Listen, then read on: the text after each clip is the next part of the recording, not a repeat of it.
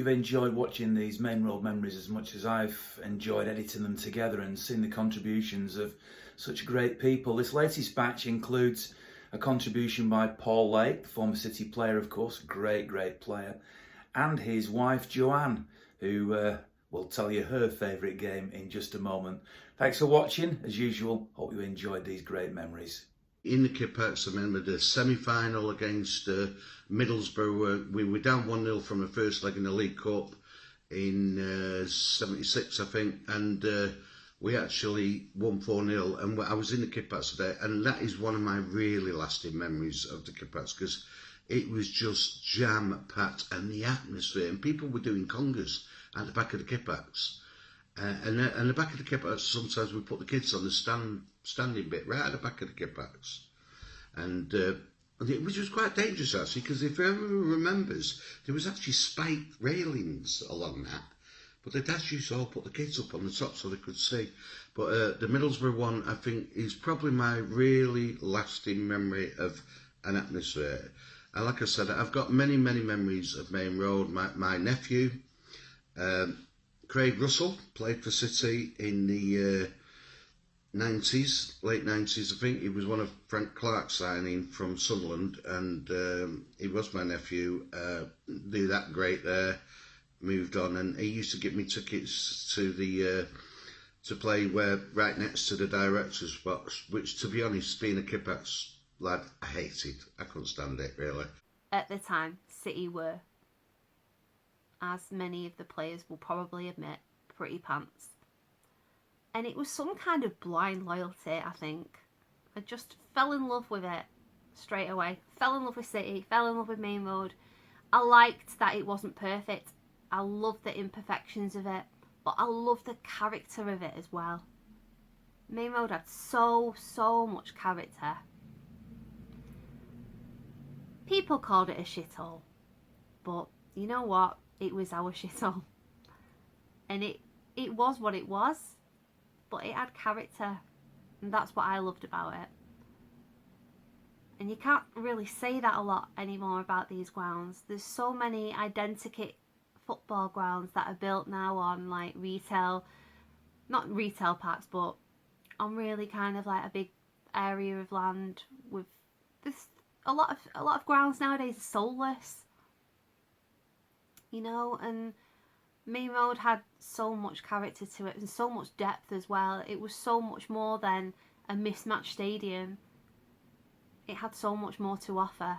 I was taken when I was probably 6-7 years of age for a couple of seasons with our milkman, who lived literally across the road from us in Horton Green in Denton. Me and my brother, we rotated and we went every other week to obviously the home games.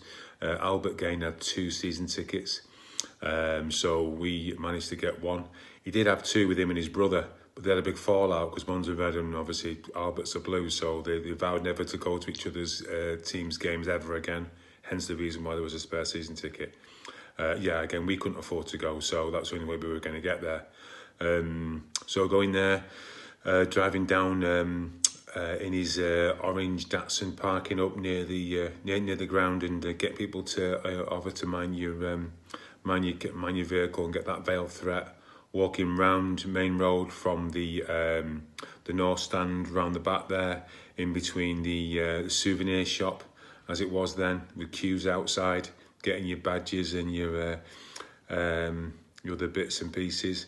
Avoiding all the dog crap and the horse manure that was all around, and walking around past the main entrance, seeing if any of the superstars were going in before you got into your seat. It was amazing when you drive up and you see the lights on, especially evening games or when it got towards winter time and that, and you just get a real buzz.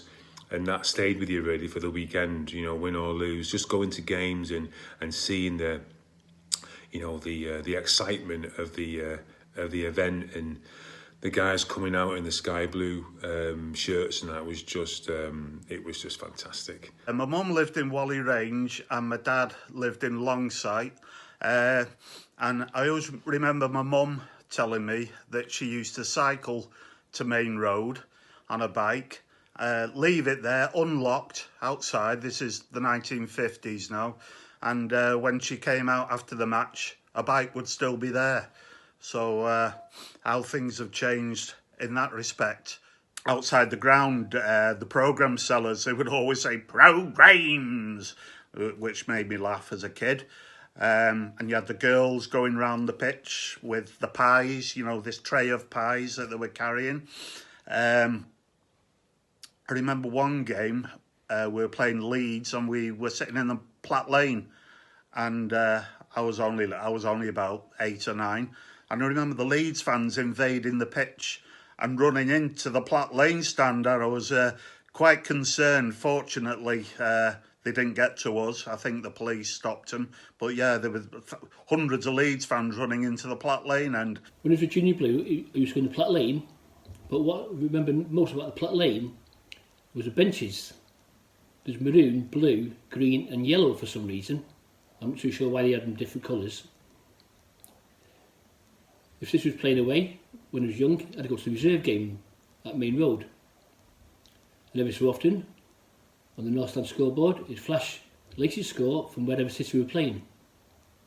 Usually they'd end up losing, because in those days they had a bad record.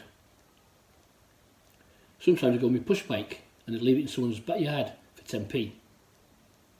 My first European game that I can remember was Garnick in the quarter-final.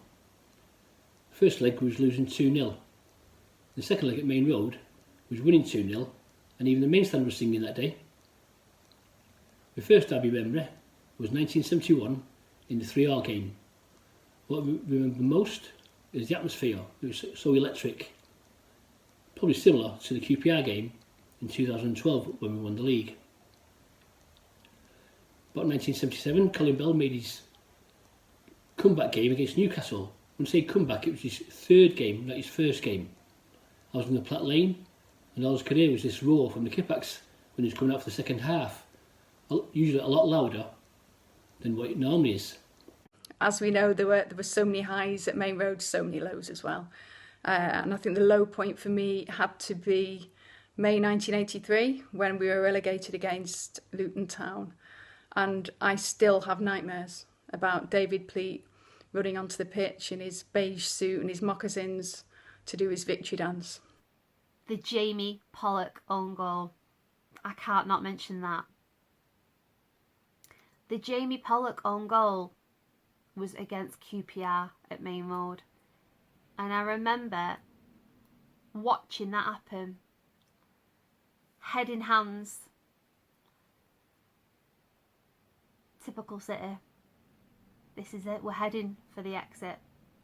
And then I remember watching Vinnie Jones at the end hugging all our players, and there was storm clouds literally circulating around Maine Road, and the heavens just opened.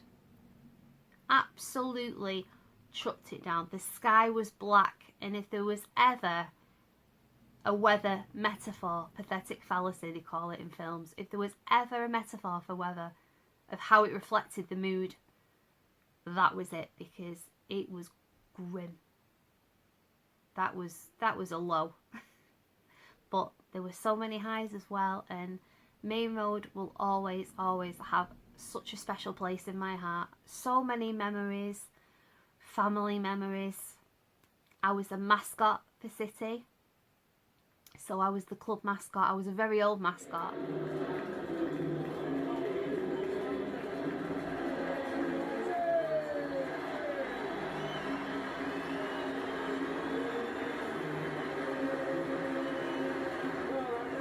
I was 15 and I was a mascot, and it was October 1997 and City played Oxford United at home at Maine Road, and we got beat 2-0. I used to be so ashamed of that, you know, and now I kind of wear it as a badge of honour. Great memories, fond memories. Last day in particular was really emotional.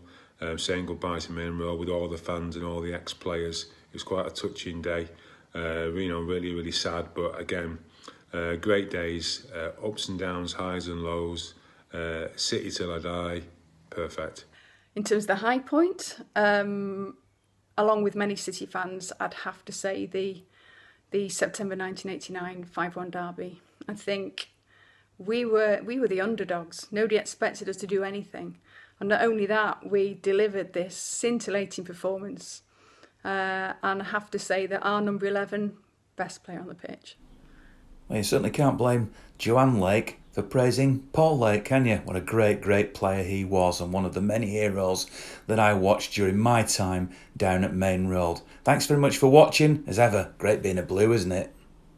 Big shout out to the 3 companies that have supported the products that I put out under the Forever Blue title throughout the year, the podcast and the vlogs. See you all soon.